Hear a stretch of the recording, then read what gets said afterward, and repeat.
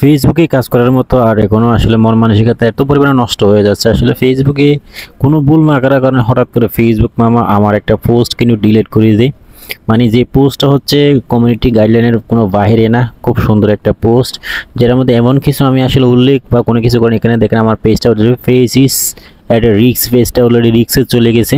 সাধারণ একটা post Facebook tag down করে দিয়েছে অলরেডি। এখানে দেখতেছেন ফেস ইজ এ রিক্স, ঠিক আছে, your account has been restricted.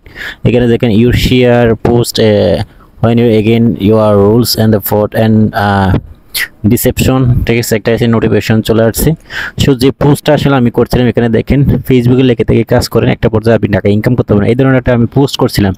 এই পোস্টটা ফেসবুকে আসলে নিজের থেকে কি করেছে, ডিলিট করেছে, টেক ডাউন করেছে। টেক ডাউন করার কারণে আমার পেজের রিকমেন্ডেশন, মনিটাইজেশন সেকশন অল কিছু আসলে সাসপেন্ডেড করেছে তারা।